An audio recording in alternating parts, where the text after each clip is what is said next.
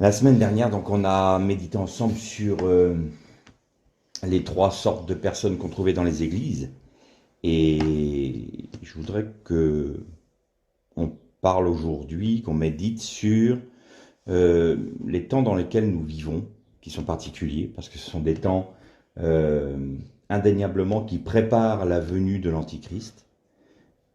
Tout nous le montre, toutes les prophéties concernant l'enlèvement des vainqueurs de l'épouse du Christ sont accomplis.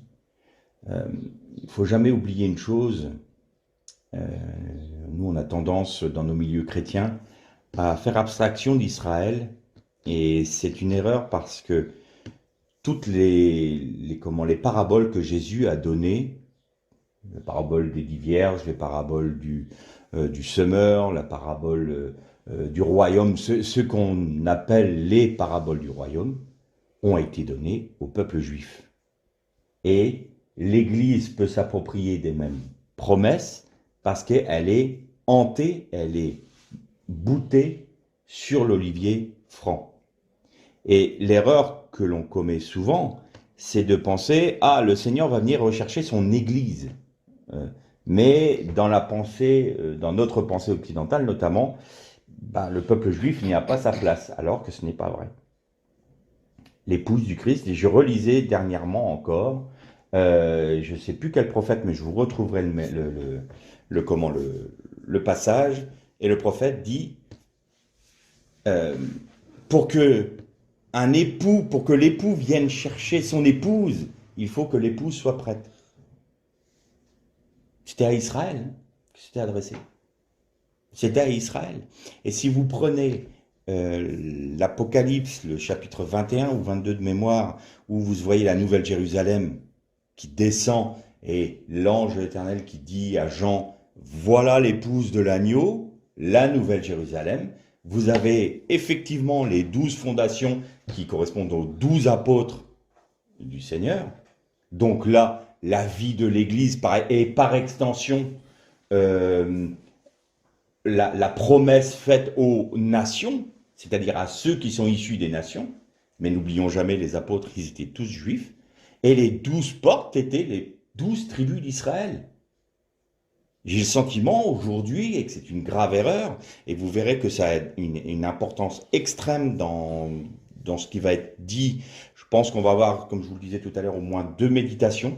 On va parler aujourd'hui de la séduction qui arrive sur le monde, et comment elle s'articule, comment elle se prépare, comment elle va se mettre en œuvre, au moins dans les grandes lignes.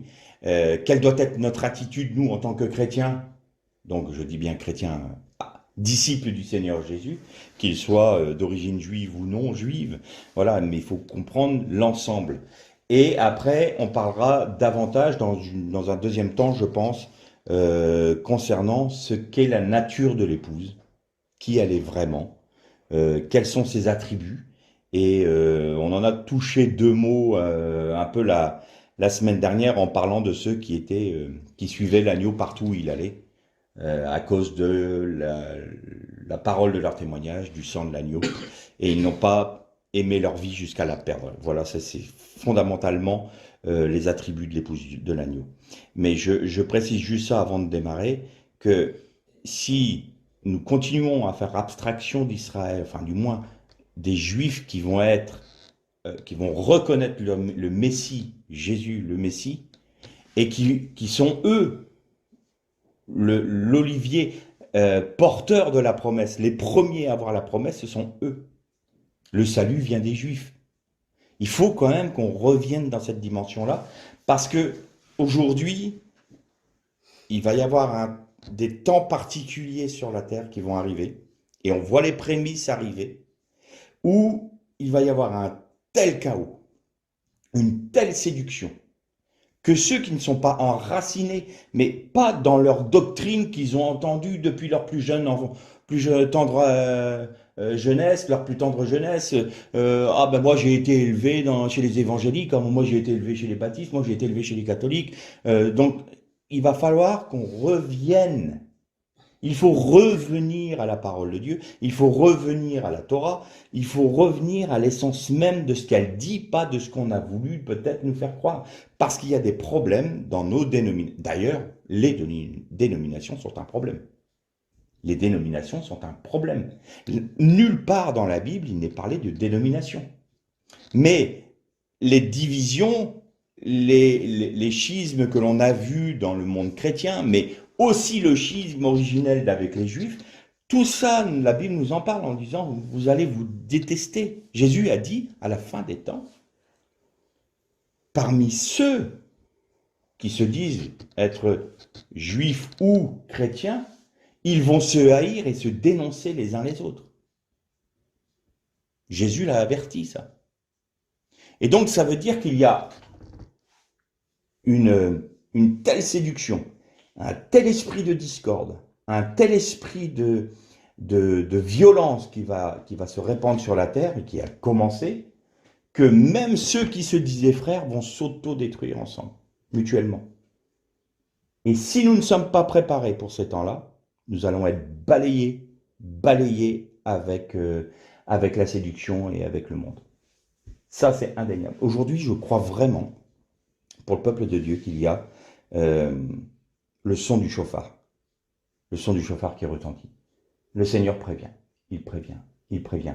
Vous savez que dans la première entrée du tabernacle, le Masararetz, c'est-à-dire le voile du parvis, il y a la notion de son du chauffard qui sonne en permanence. C'est-à-dire que quand vous rentrez dans le tabernacle, ce que représente le tabernacle, vous avez ce son du chauffard qui retentit toujours comme pour avertir.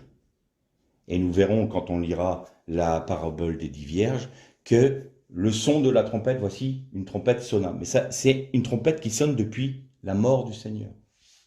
Et ça continue. Alors pour les uns, c'est une trompette qui va les avertir, c'est un son de trompette qui va leur faire peur. Parce que comment ça y est, l'époux arrive, mais on n'est pas prêt. Et les autres, ça va être un son de joie, de réjouissance. Enfin, l'époux arrive, nous l'attendions. Alors déjà, là, on peut avoir une idée dans quelle catégorie on se place. Je suis désolé, mais aujourd'hui, dans le monde chrétien, il n'y a plus beaucoup de monde qui attend le Seigneur Jésus. On est plus occupé à faire nos réunions, nos petites affaires religieuses. On se trouve très bien comme ça. Moi, j'ai discuté il y a quelques années avec un chrétien que je connais depuis longtemps et qui me disait « Oh, je suis quand même pas si pressé que ça, le Seigneur revienne. » Ça y est, il est chrétien. Mais non, parce que moi, ma vie est bien, qu'il me disait. Ma vie est bien ici, je me sens bien. Et j'ai envie de faire ma vie avant qu'il revienne. En d'autres termes, non, je suis l'épouse, mais je suis pas suffisamment amoureuse pour que mon fiancé vienne, quoi. Il a le temps de venir, hein. Nous, on a d'autres choses à faire en attendant. Je vis avec mes copines, tout va bien, quoi. Ça fait un peu ça, hein. Et puis, ce qui est frappant, c'est que, vous allez me dire que j'en veux avec les juifs, mais tant pis, les choses sont comme ça, et elles seront comme ça, et aujourd'hui, même des rabbins, des juifs orthodoxes qui n'ont pas reconnu le Messie, ils attendent toujours le Messie, mais ils l'attendent plus que les chrétiens. Ils sont plus... J'écoutais un rabbin dernièrement qui disait « Oh, il va être là dans 15 jours. Allez, je fais le pari qu'il est là dans 15 jours. » Tellement ils l'attendent, quoi. Leur Messie, ils l'attendent. Et nous, les chrétiens, oui, bon, pas le feu au lac, hein, il revient quand il veut, mais si je peux faire ma vie avant. Vous voyez ce qui dénote? Alors maintenant, je suis pas en train de rejeter tout ce qui est chrétien, c'est mauvais, c'est méchant. C'est pas ce que je suis en train de dire. Mais il faut trouver l'équilibre. Et il faut savoir que dans notre vie de disciples du Christ, on doit être tellement animé de son esprit que cette pensée de l'attente et de l'aspiration à l'attendre doit être notre respiration quelque part. Ça doit être notre respiration comme pour les Juifs qui n'ont pas encore reconnu Jésus comme étant leur Messie. Mais il est très important aujourd'hui d'avoir le peuple de Dieu averti parce que là on rentre maintenant. Depuis l'année dernière, on est rentré dans une dimension particulière avec tous les événements qui se sont passés. Ça fait 1 an que tout le monde vit masqué. Ça fait 1 an que tout le monde vit dans la peur, dans la terreur, dans la crainte. Ça fait 1 an que tout le monde se déchire. Il y a quelque chose qui se passe. Il y a quelque chose de très particulier qui est en train de se passer aujourd'hui.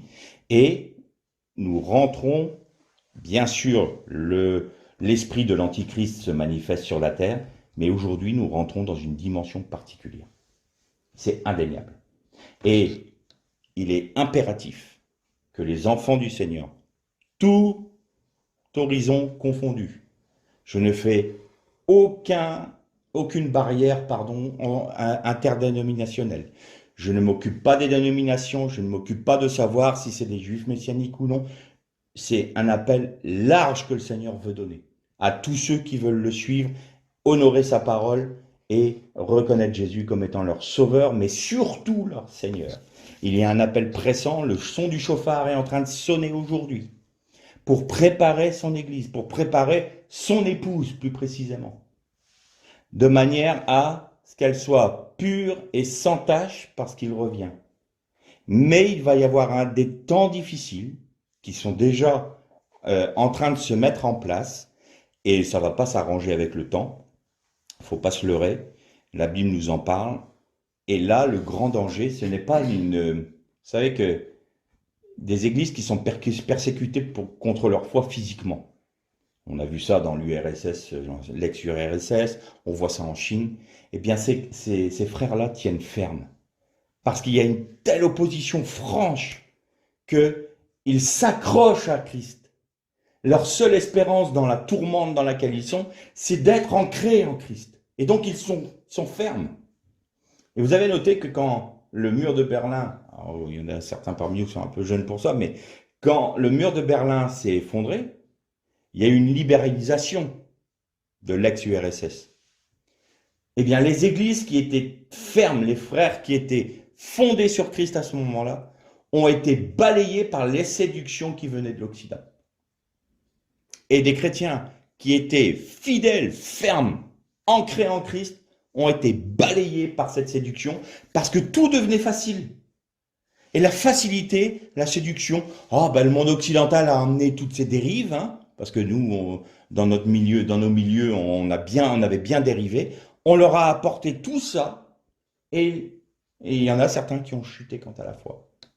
Et aujourd'hui, c'est la séduction qui vient. Et je voudrais qu'on voit ensemble, on va aborder donc ce que je crois, cette série de méditations, par une lecture dans l'évangile de Luc, au chapitre 17, et on va lire à partir du verset 20. Donc Luc, évangile de Luc, chapitre 17, verset 20. On va commencer au verset 20. Interrogé par les pharisiens pour savoir quand viendrait le royaume de Dieu, il leur répondit, Jésus, le royaume de Dieu ne vient pas de telle sorte qu'on puisse l'observer. On ne dira pas, voyez, il est ici ou il est là, car voyez, le royaume de Dieu est au-dedans de vous. Et il dit aux disciples, des jours viendront où vous désirerez voir l'un des jours du Fils de l'homme, et vous ne le verrez pas. On vous dira, il est ici, il est là, n'y allez pas, et n'y courez pas. En effet, comme l'éclair resplendit et brille d'une extrémité du ciel à l'autre, ainsi sera le Fils de l'homme à son jour. Mais il faut auparavant qu'il souffre beaucoup et qu'il soit rejeté par cette génération. Ce qui arriva au jour de Noé arrivera de même au jour des fils de l'homme. Les gens mangeaient, buvaient, se mariaient, étaient donnés en mariage, jusqu'au jour où Noé entra dans l'arche. Le déluge vint et les fit tous périr. Il en sera comme au temps de Lot. Les gens mangeaient, buvaient, achetaient, vendaient, plantaient, bâtissaient. Mais le jour où Lot sortit de Sodome, une pluie de feu et de soufre tomba du ciel et les fit tous périr. Il en sera de même où le jour du Fils de l'homme se révélera. En ce jour-là, que celui qui sera sur la terrasse et qui aura ses affaires dans la maison ne descende pas pour les prendre, que celui qui sera dans les champs ne retourne pas non plus en arrière. Souvenez-vous de la femme de Lot. Celui qui cherchera à préserver sa vie la perdra, et celui qui la perdra la retrouvera. Je vous le dis en cette nuit-là, et là c'est très important, en cette nuit-là. Nous allons le voir dans la suite de la méditation. De deux personnes qui seront dans un même lit, l'une sera prise et l'autre laissée. De deux femmes qui moudront ensemble, l'une sera prise et l'autre laissée. De deux hommes qui seront dans un champ, l'un sera pris et l'autre laissé. Les disciples lui dirent, où sera ce Seigneur? Et il répondit, où sera le corps? Là s'assembleront les aigles. Vous notez une chose, juste, et ça va rentrer ça va nous introduire dans la méditation. En cette nuit-là. Et là, il donne 3 exemples. Alors, le premier exemple, on peut le comprendre. De 2 qui sont dans un lit, l'un qui est pris, l'autre laissé. Mais de 2 femmes qui vont moudre la nuit. De 2 hommes qui sont dans un champ la nuit. Non. La nuit, c'est quelque chose de spécifique dans ce texte-là. C'est très spécifique. Et notez une chose. Juste avant que le Fils de Dieu revienne, le Fils de l'homme revienne, le royaume de Dieu, il est où? Il est en nous, en Jésus-Christ. C'est la vie du Christ en nous. Il est là, le royaume. Mais la promesse éternelle, nous la verrons dans la deuxième partie. Donc, d'une part, le royaume de Dieu est en vous. Il dit ça à qui? Aux pharisiens. Étonnant. Donc, c'était à ça qu'ils étaient appelés. Reconnaissez-moi comme le Messie. Regardez, le royaume de Dieu est venu jusqu'à vous. D'ailleurs, dans un autre passage, il dit aux pharisiens, mais ne serait-ce pas le royaume de Dieu qui est venu jusqu'à vous, qui est descendu jusqu'à vous, et vous ne le reconnaissez pas? Voilà ce que Dieu veut. Donc le royaume de Dieu, c'est en Jésus-Christ, Christ en nous, vivant en nous. Galates 2:20. Je ne vous redonne pas ce texte, vous savez combien je l'aime. Mais là, il y a une nuit spéciale. Et juste avant ça, regardez, notez bien, il en sera comme du temps de Noé. Comme du temps de Noé. Qu'est-ce qui était la particularité du temps de Noé? Il y avait 2 particularités. D'abord, la terre était remplie de violence. Il n'y avait que la violence. Juste une parenthèse, vous savez comment on dit violence en hébreu? On le dit Hamas. Ça vous fait penser à quelque chose? Violence en hébreu, c'est le Hamas. Voilà, juste une petite parenthèse. Ça ouvre des perspectives.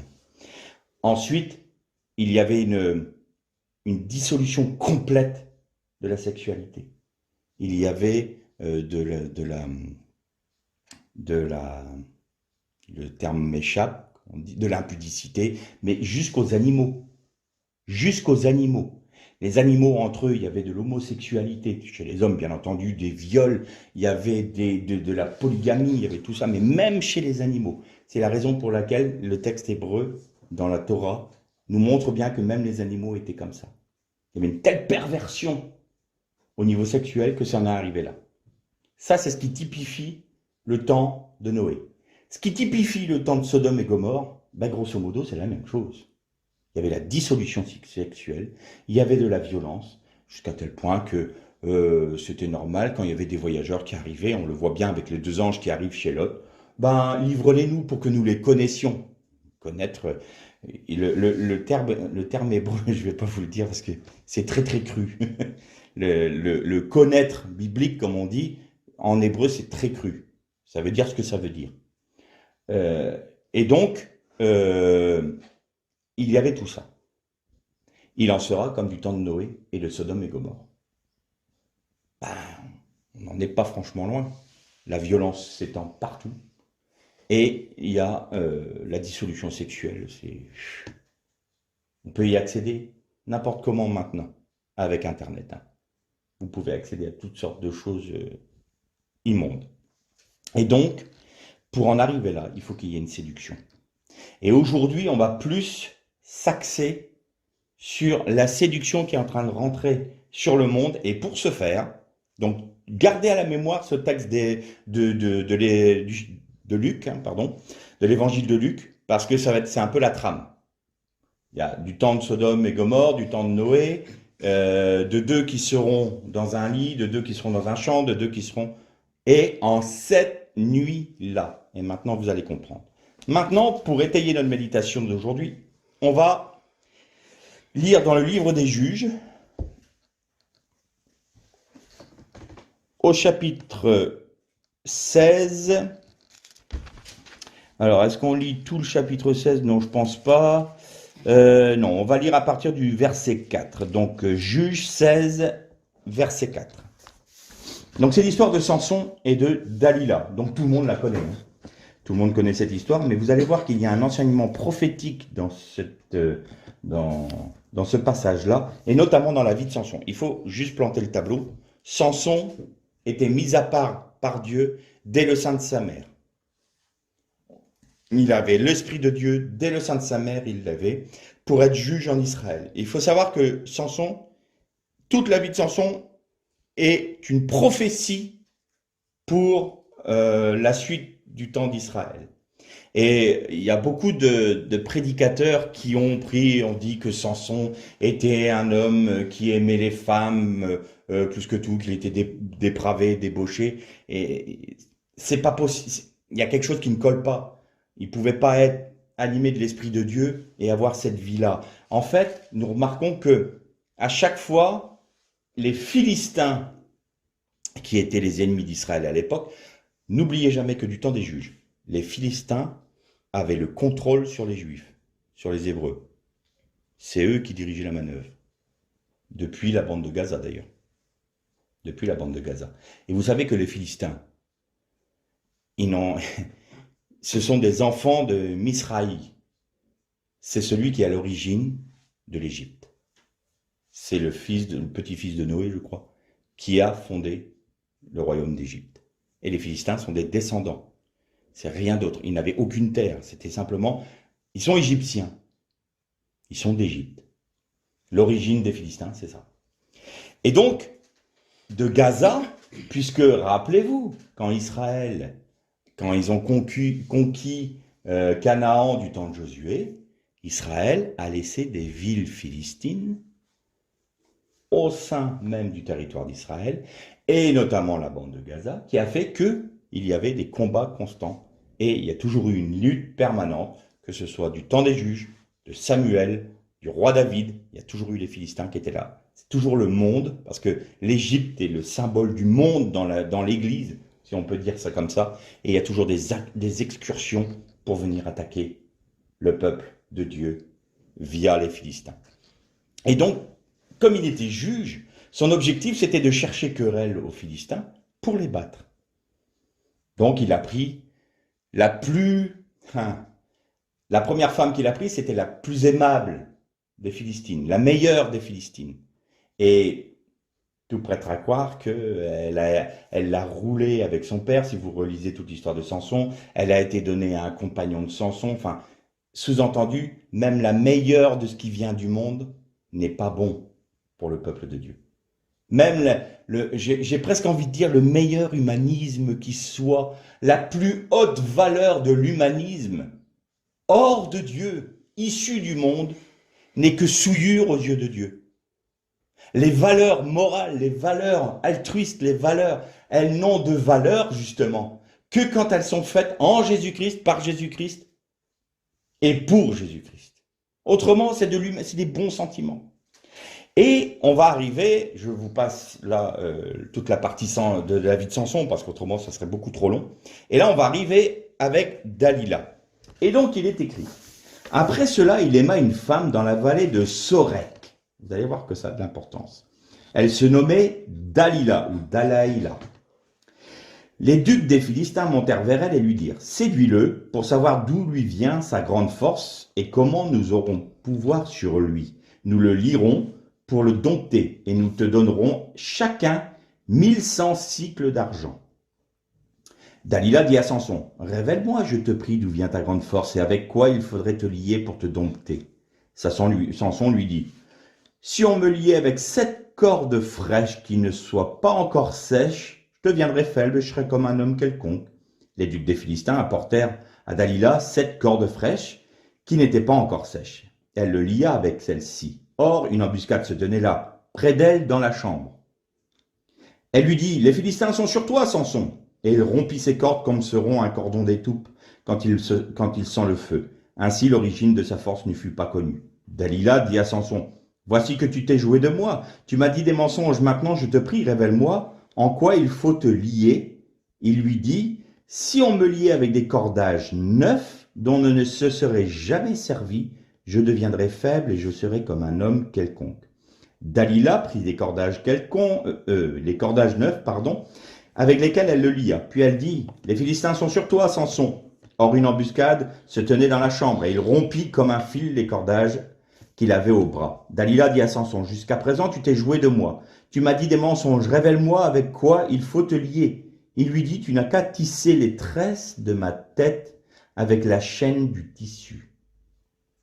Elle les fixa par le piquet, puis elle lui dit, les Philistins sont sur toi, Samson. Il se réveilla de son sommeil et il arracha le piquet de tissu avec les chaînes.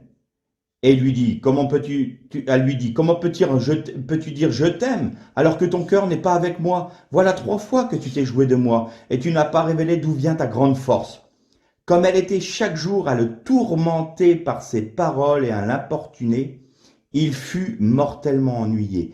Le texte hébreu là, c'est il fut rétréci dans son âme. Burn-out, quoi. Elle l'a saoulé. Il lui ouvrit tout son cœur et lui dit, le rasoir n'a point passé sur ma tête parce que je suis naziréen pour Dieu dès le ventre de ma mère. Si j'étais rasé, ma force se retirerait de moi et je deviendrais faible, je serais comme n'importe quel homme. Dalila, voyant qu'il avait ouvert tout son cœur, envoyait appeler les ducs des Philistins et leur fit dire, montez cette fois car il m'a ouvert son cœur. Et les ducs des Philistins montèrent vers elle, apportèrent l'argent dans leurs mains. Elle l'endormit sur ses genoux. Elle appela un homme et rasa les 7 tresses de Samson et commença ainsi à le dompter. On va arrêter là notre lecture parce que c'est juste là que je voudrais qu'on médite. Alors premièrement, quand on lit cela, bon, on se dit voilà, il a menti à Dalila. On peut penser même que Dalila était une femme juive, une femme philistine. Pas du tout. La vallée de Sorek sur la carte, c'est dans la tribu de Dan, comme Samson. Mais Sorek, il y a une racine de ce mot-là qui est particulier, c'est siffler en raillant. Elle était de la vallée du persiflage quelque part. Et Samson, en hébreu, c'est Shimshon. Et ça vient du mot Shemesh, qui est soleil. Donc, Samson était le soleil qui illuminait en tant que juge le peuple d'Israël. Et Delilah, il y a 2 choses à retenir. En premier, quand vous le lisez comme ça, Delilah, ça veut dire frêle, fragile. C'est vrai. Mais en hébreu, vous pouvez décomposer son nom. Laïla, c'est la nuit. Et vous mettez un dalet devant, la lettre dalet, qui elle-même veut dire la porte.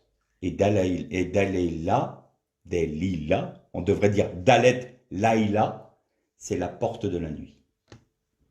Et la porte de la nuit, c'est la séduction.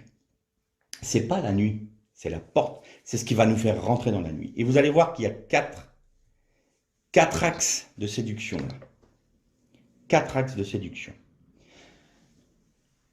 Donc, vous voyez bien, Samson, qui représente, il est illuminé par quoi? Par le fait qu'il soit naziréen, c'est-à-dire qu'il avait 7 tresses, 7 qui est la plénitude de Dieu, mais aussi le repos en Dieu.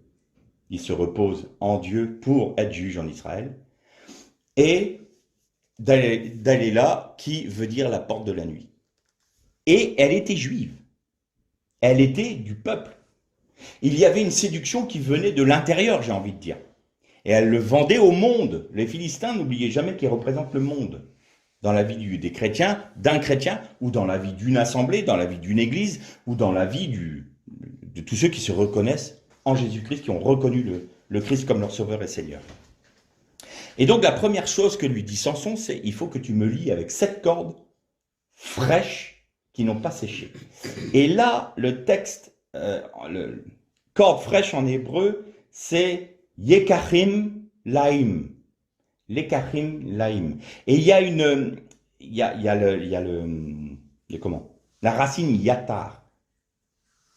Yatar, qui veut dire une chose, c'est la pierre angulaire.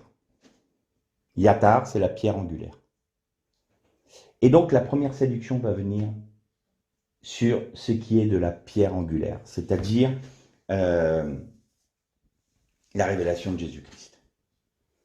Et vous voyez que on va commencer à se dire que est-ce que l'évangile est vraiment, Jésus était vraiment le Fils de Dieu, c'était pas un prophète, c'était pas un ange, et on va commencer à se dire mais il est mort sur la croix, c'est vrai, mais est-il vraiment ressuscité? On va commencer à distiller des petites choses comme ça, par petites touches. Et si on ne peut pas aller plus loin, parce que les personnes vont dire, ben non, non, non, il est le Seigneur, il est le Fils de Dieu venu sur terre, il est mort à la croix, il est ressuscité, alors on va détourner ce qu'il est.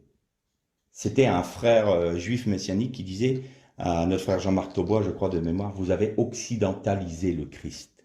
Vous l'avez occidentalisé, ça veut dire, vous vous êtes fait une image de Jésus.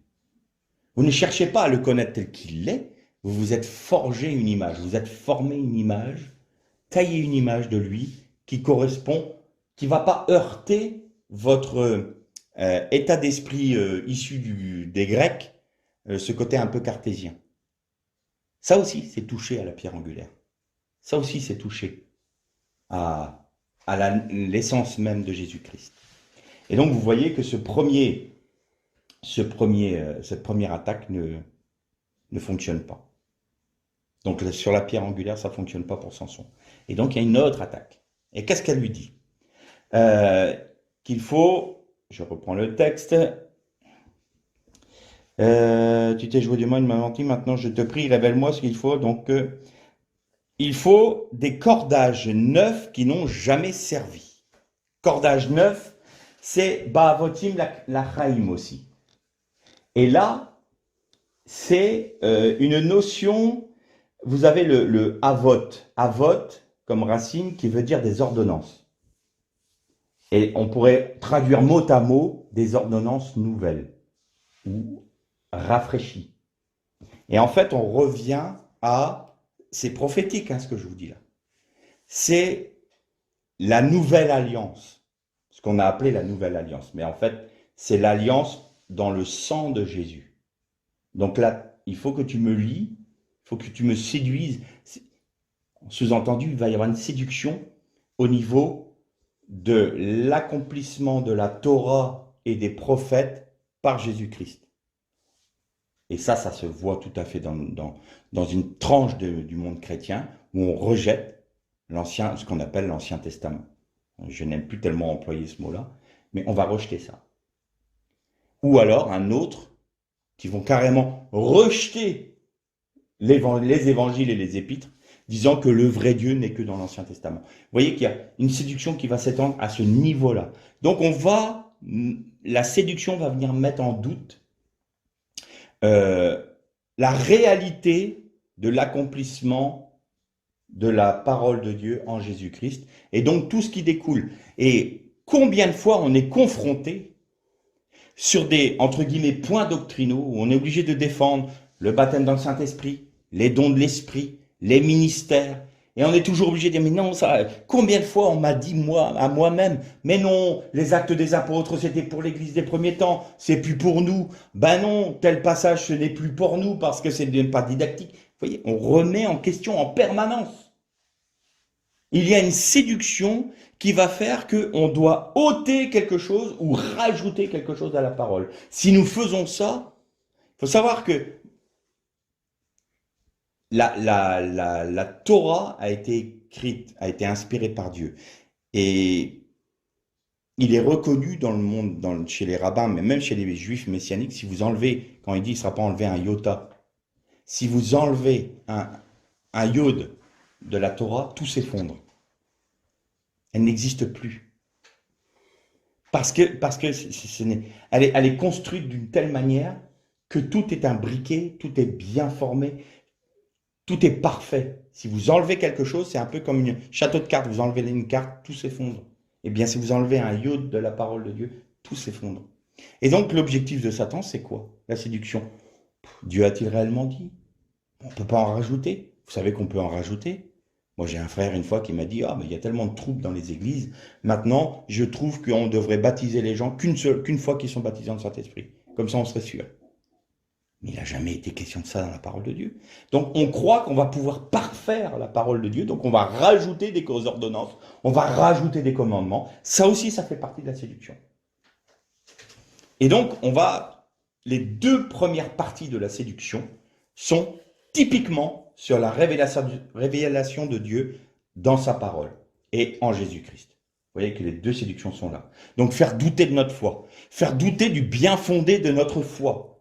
Et aujourd'hui, ben regardez le monde dans lequel on vit, tout est fait pour remettre en cause l'autorité de la parole de Dieu. Tout. Même chez les chrétiens.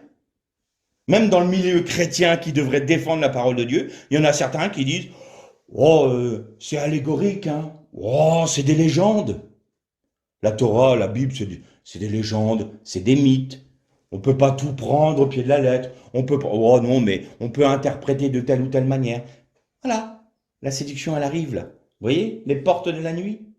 Vous la voyez, la porte de la nuit entrouverte là? Eh bien, elle va s'ouvrir plus grandement.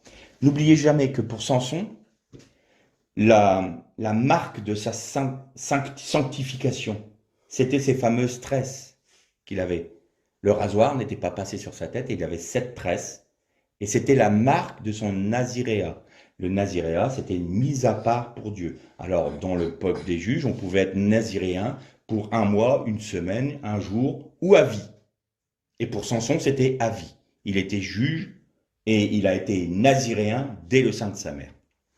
Et donc, là, il y a une 3e séduction qui arrive. Qu'est-ce que c'est? Tu n'as qu'à tisser, alors là, vous allez voir que c'est important pour notre temps. Tu n'as qu'à tisser mes tresses comme on tresse une toile. En anglais, c'est web, je rappelle. Comme on tresse une toile. Et littéralement, tresser veut dire, dans l'hébreu, change ma tête. Change ma tête. C'est-à-dire, je t'autorise à changer ma façon de penser. Je t'autorise, moi qui suis saint, sanctifié en Jésus-Christ, je t'autorise à toucher ma sanctification et à modifier mon état d'esprit. Comme on tisse une toile. Alors aujourd'hui, quand on dit la toile, on sait de quoi on parle. Eh bien aujourd'hui, on peut avoir le meilleur et le pire sur Internet. Et notez une chose importante, très importante. La séduction a 2 buts.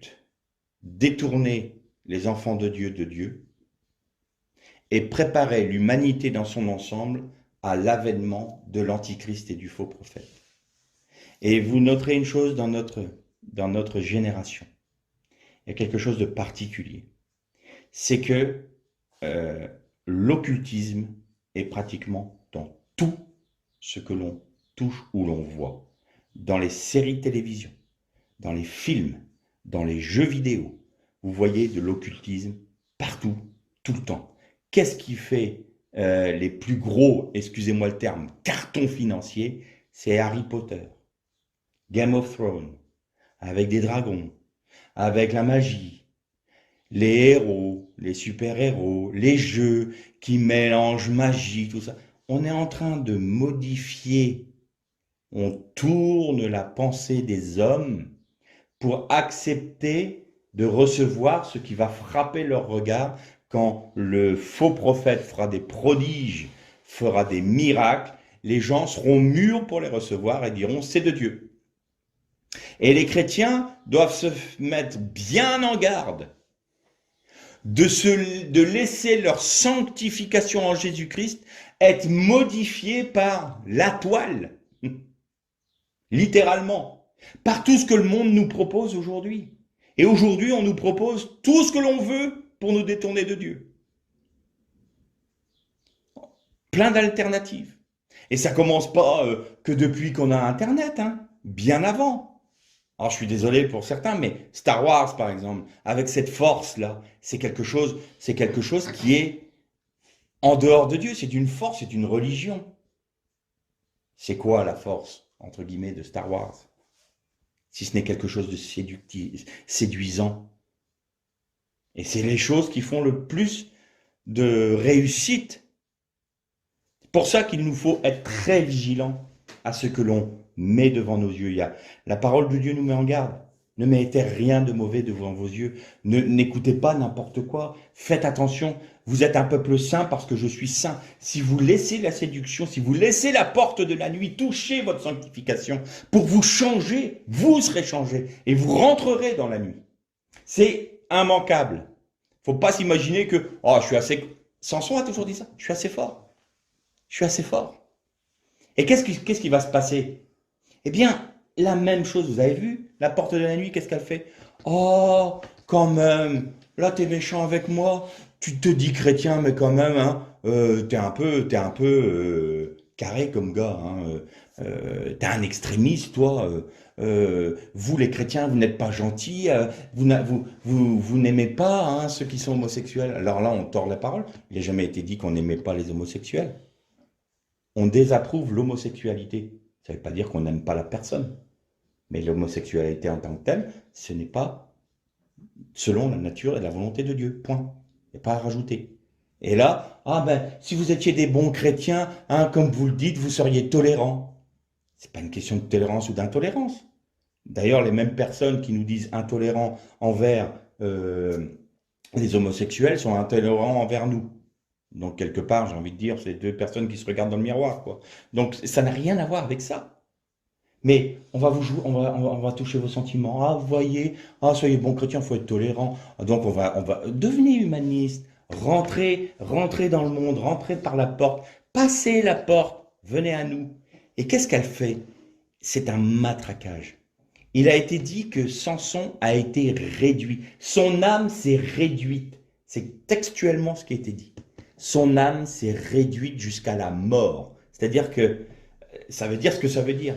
Il a tellement été sous les assauts de la séduction qu'il a tout lâché et qu'il est mort spirituellement. Sa vie spirituelle est morte. Il a laissé sa sainteté être touchée. Il a laissé sa sanctification être touchée. Et donc il en est mort. Et vous avez la dernière image qui est terrifiante. Vous avez Shimshon, le soleil, qui a perdu sa chevelure et qui dormait sur les genoux de la porte de la nuit.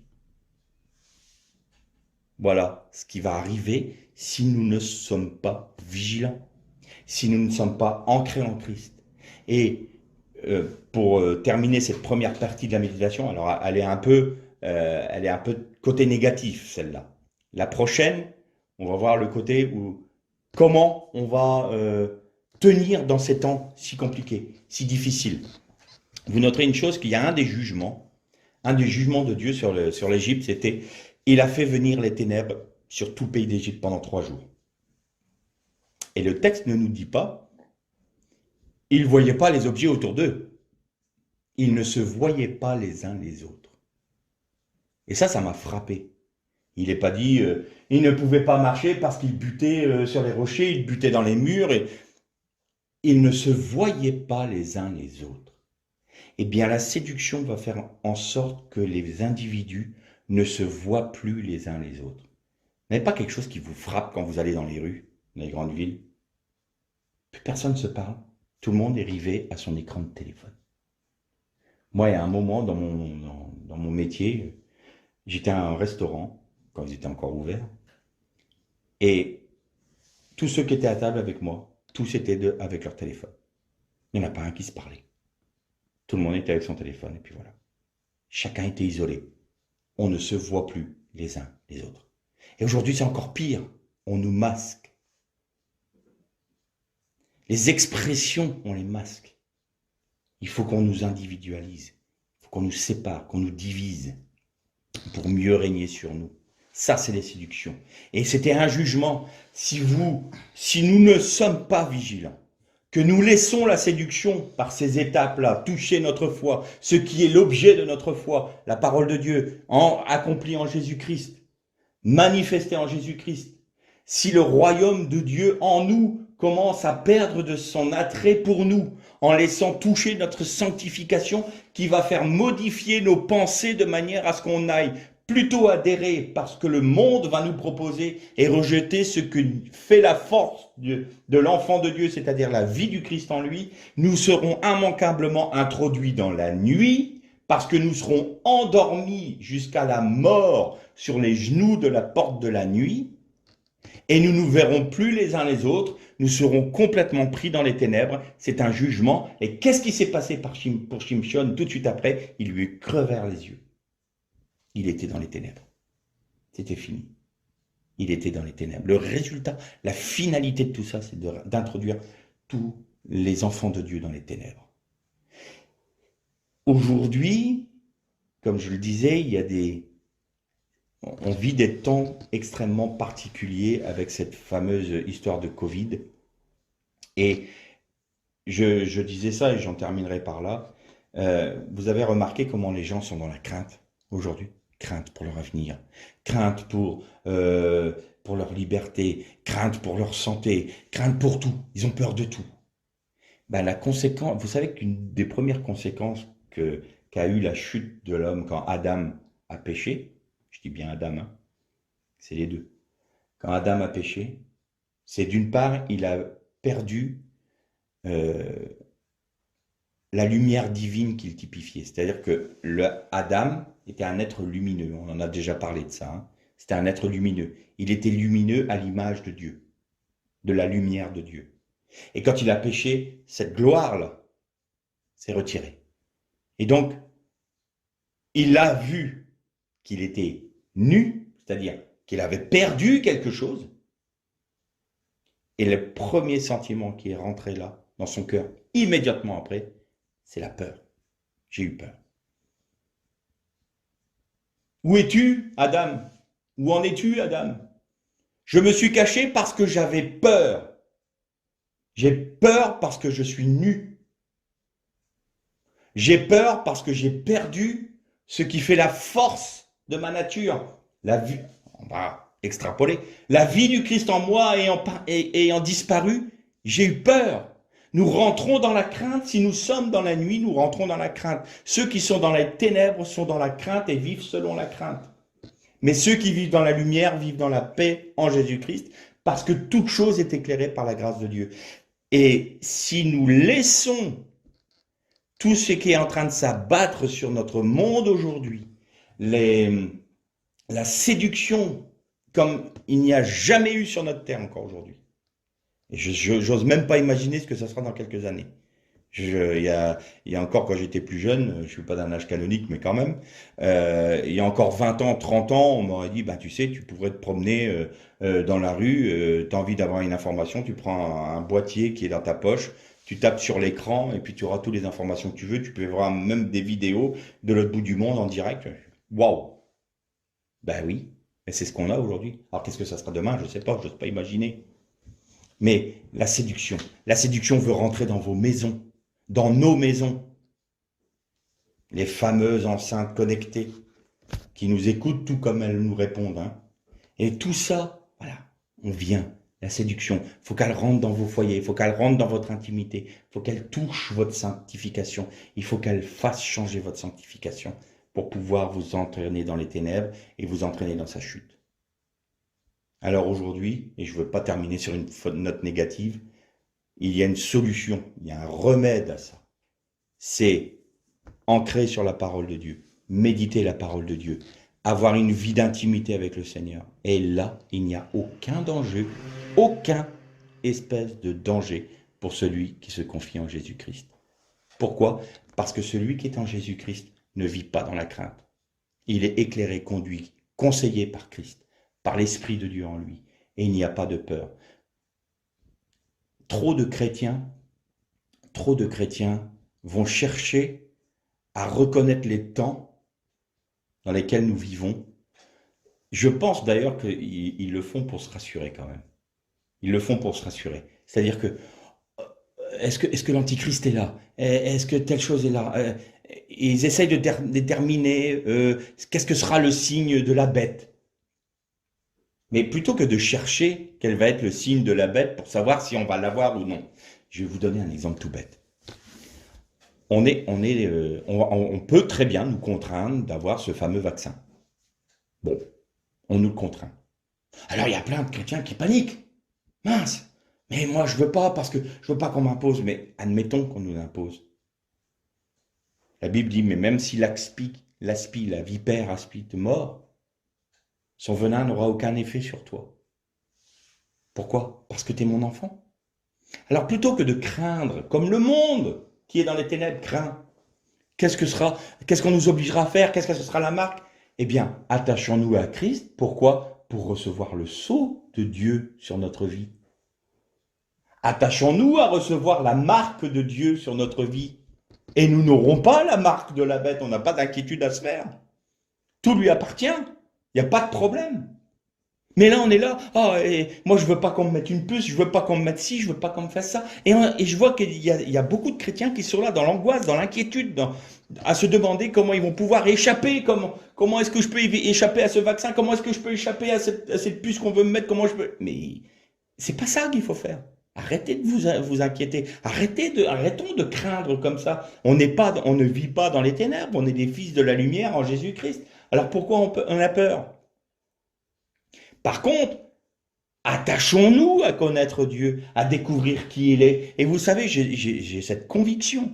Il arrive à un moment dans la vie d'un chrétien qui accepte de porter sa croix. Il y a un moment, il y a un sceau de Dieu sur sa vie. Il y a un moment de sa vie.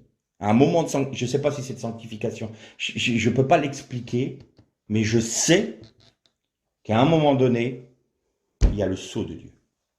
Et là, plus rien ne peut détruire ce que Dieu a fait. Alors, la personne qui a reçu ce sceau de Dieu, parce qu'il y a une conviction intérieure de ce sceau-là, c'est quelque chose d'intime, de profond, de spirituel en soi.